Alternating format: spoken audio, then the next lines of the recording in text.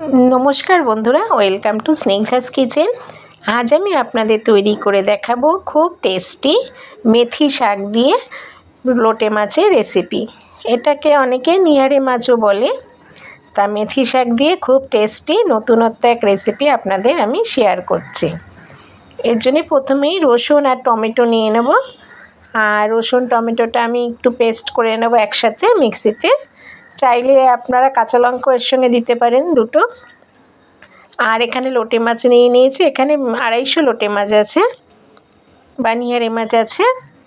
আর এই নিহারে মাছে আমি দেব বেগুন, আলু আর পেঁয়াজ। আলুটা যখন লাল লাল হয়ে ভাজা হয়ে গেছে তার মধ্যে আমি বেগুন আর পেঁয়াজটা দিয়েছি। এখানে একটা বেগুন আছে, সরু সরু করে টুকরো করে নিয়েছি দেখুন। আর এখানে 1.5 খানা পেঁয়াজ আছে মাঝারি সাইজের। যেহেতু 200 গ্রাম লোটে মাছ, বেশি পেঁয়াজ দিইনি। আর এখানে 3টে আলু আছে, 3টে বড় আলু আছে, আর একটা বেগুন আছে, আর 1.5 খানা পেঁয়াজ আছে।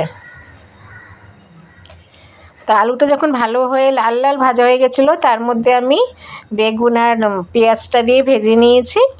লাল লাল হয়ে যখন বেগুন আর পেঁয়াজটা ভাজা হয়ে গেছে তখন এই পেস্ট করা রসুন আর টমেটোর পেস্ট করা এটা দিয়ে দিলাম। দিয়ে এবার ভালো করে আবার নেড়ে দেব।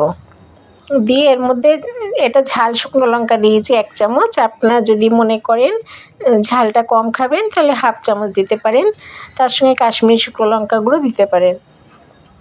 তা দেখুন পুরোটা কষানো হয়ে গেছে মশলাটা দিয়ে। বেগুন, পেঁয়াজ আর আলু যে ভাজছিলাম সেটা মশলাটা দিয়ে পুরো কষিয়ে নিয়েছি। এখন এই কষানো সবজির মধ্যে এই লোটে মাছটা দিয়ে দেব। দিয়ে ভালো করে নেড়ে দেবো আবার, যাতে মশলাটা ভালো করে লেগে যায়। আর এর মধ্যে পরিমাণ মতো নুন দেব। সবজিটা ভাজার সময় আমি নুন দিইনি, এখন আমি দিলাম লোটে মাছের সঙ্গে নুন দিয়ে এবার ভালো করে নাড়িয়ে দেব। এইভাবে 10 মিনিট আমি ভেজে নেব। দেখুন কড়াতে একদমই তেল নেই, তেল নেই বললেই চলে। এখানে আমি সাদা তেল 3 চামচ দিয়েছিলাম, 3 চামচ সাদা তেল দিয়ে সবজিটা ভেজে নিয়েছি, তাতেই তেলটা একদম ভাজা হয়ে গেছে সবজিটা। এখন এর মধ্যে পরিমাণ মতন হলুদ দিয়ে দিলাম। হলুদ দিয়ে আরও 10 মিনিট ভেজে নেব ভালো করে, যাতে সবার মধ্যে নুন মশলাটা ঠিকমতো মাছগুলোর মধ্যে ঢুকে যায়। আর এর মধ্যে আমি মেথি শাক যেহেতু দিচ্ছি, এখানে 15-20টা মেথি শাক নিয়েছি। যেহেতু 200 গ্রাম মাছ, বেশি নিইনি।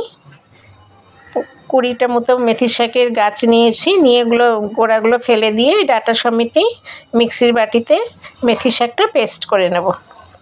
একটু জল দিয়ে দেখুন মেথি শাকটা পেস্ট করে নিয়েছি।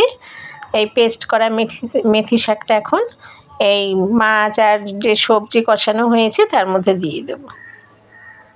যখন বেশিটাই হয়ে গেছে তখন দিয়েছি এটা, কারণ মেথি শাকের একটা খুব সুন্দর নিজস্ব গন্ধ আছে। বেশিক্ষণ ভাজা করলে গন্ধটা চলে যায়। ওইটা যখন সবজি মাছটা পুরোটাই হয়ে গেছে তখন মেথি শাক দিয়েছিলাম। তা দিয়ে দেখুন এইভাবে আবার মেথি শাক দিয়ে মাছটা পুরো কষিয়ে নিয়েছি।